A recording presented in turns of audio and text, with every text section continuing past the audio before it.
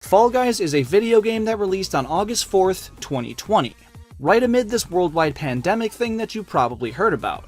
At launch, it was huge. When everything else in the world was shut down, the game brought people together like nothing else really could. Well, besides a certain imposter-ridden experience, but that's not among what I want to discuss today. After a strong launch, the game kind of flatlined, since lockdown mostly cooled down. But then, this past June, this happened. Fall Guys is going free! Yeah, the game became free to play on all current platforms, and when that happened,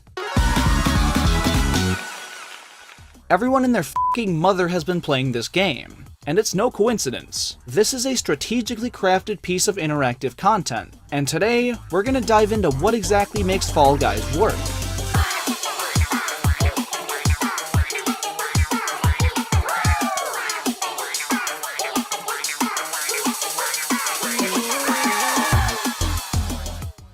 Fall Guys is a battle royale game with no actual battling. Instead, you and 59 other players compete in different races, survival challenges, games of tag, and volleyball.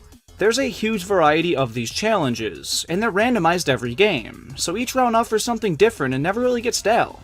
But what's key is that each challenge is easy to understand. They give you a one-sentence summary before the round starts, and that's always plenty. I haven't felt like I needed more information ever. And even when introducing the game to other people, the challenges speak for themselves. I only have to explain the controls, and it's literally one of the easiest things to explain to people. You only need 3 buttons to play the game, which unlocks an entire new audience that hasn't touched a video game since the Wii. Casuals. I remember when video game controllers only had 2 buttons. Those people. This game requires the exact same thing, but it's arguably even more simple, as a lot of challenges really only require 1 button. The jump button. If you want to play a little better, you should incorporate the dive, and some specific games involve grabbing other players, but at face value, it's all easy to grasp. Now, a game with a barrier for entry that low is susceptible to some major issues, most notably, a disruption of the difficulty curve. Games that are easy to get into are often just that, easy, which causes players that want more to get bored and quit. But by making a game too difficult and skill-based, especially an online one like this, new and inexperienced players will get frustrated and quit playing.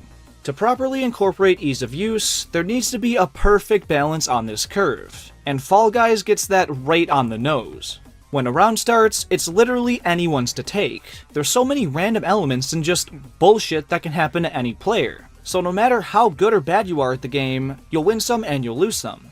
I think I'm getting to be pretty decent at the game. But even still, I get wiped out in the first round, probably as a result of being beat out by someone who's never touched the game before. Some rounds it's super annoying and works against you, but other rounds it saves your ass, so you kinda have to accept it when playing the game.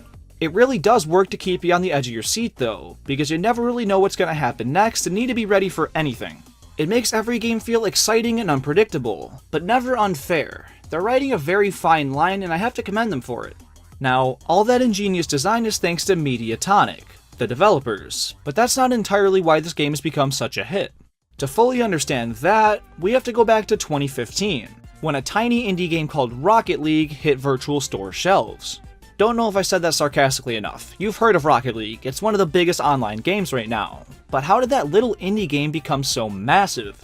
Well, similarly to Fall Guys, its core concept is incredibly strong. But in Rocket League's case, it's less about its simplicity and more about it being a great idea that's executed well. But it only became as big as it is today because the studio sought help from a larger company with more assets and resources.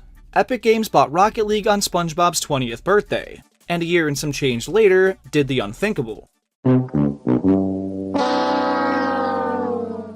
When a smaller studio makes a game like this, they kinda have to charge for it. Like, how else are they gonna fund future development and maintain all the online servers? By 2019 though, everyone who was really interested in the game already bought it, and they were mostly relying on in-game purchases for revenue anyways. So by opening the door for everyone to download it, it would not only maximize their player base, but also the amount of in-game shoppers. Makes a lot of sense. It was already one of the most popular esports, they weren't expecting or predicting it to increase the competitive scene much, it just made it a household name. And Fall Guys went through a very similar thing, but in a much shorter time frame. Just over 6 months after its release, Epic Games bought Mediatonic, and once again, a little over a year later, they made it free for all. They had the same thing in mind: make the game free to lower the barrier for entry and therefore get as many active online players as possible. But how well each game did as a result of this comes back to their design. Where Rocket League is very skill-based and takes time to master, Fall Guys is designed with approachability in mind, so by making the game easy to learn and free, yeah, it's gonna flourish. However, free has a different meaning in every scenario. Sometimes it's genuinely a full experience at no cost, not really that much though, but a lot of the time, it's loaded to the brim with the worst thing of all.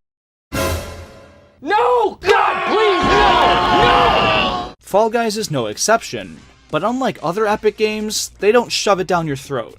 I've made it this far into the video without mentioning Fortnite, so I'll keep it brief, but that game is chock full of purchasable costumes, weapons, and things of that nature. But I think Rocket League might be even worse.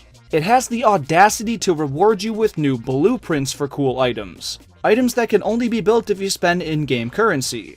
Currency that can only be obtained with real-world money. This pisses me off so much. Congratulations, here's the opportunity to spend your hard-earned money on a vehicle part that looks kinda cool. F you. Fall Guys does it in a way more respectable way.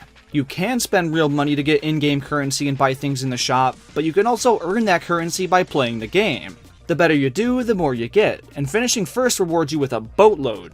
Placing such high emphasis and prize on winning the round is how every game should do it, and it makes it way more compelling to keep playing and work toward a victory. I shouldn't praise a game this much for not being pay to win, but it's honestly refreshing, especially for an Epic game, so I have to give props. A lot of this game's success can be attested to that as well. Properly rewarding the player for doing well encourages them to keep doing it, by continuing to play, and it keeps the online community prosperous. But let's not undermine one of the biggest reasons for this game's popularity: streaming. Gaming on stream has been huge for some time now, but Fall Guys allows viewers to interact with their favorite creators in a much more engaging way, by allowing them to actually play with them. There's 60 people per lobby, so you have a pretty solid shot at getting in the same one as the dude you're watching, which is huge. Allowing that level of interactiveness between streamers and their viewers creates a giant incentive to play on stream, more so than just about any other game, hence why it's been blowing up on Twitch. More streamers playing the game leads to more people finding out about it, and consequently, more people downloading it and getting hooked. And it all ties back to its simple design. New players immediately understand how the game works and can, at the very least, have some fun screwing around with other people in the game. But no one of these aspects can be attested to this game's merits. It's the culmination of all of it that has made Fall Guys one of the largest success stories in recent history, and it's why Fall Guys works.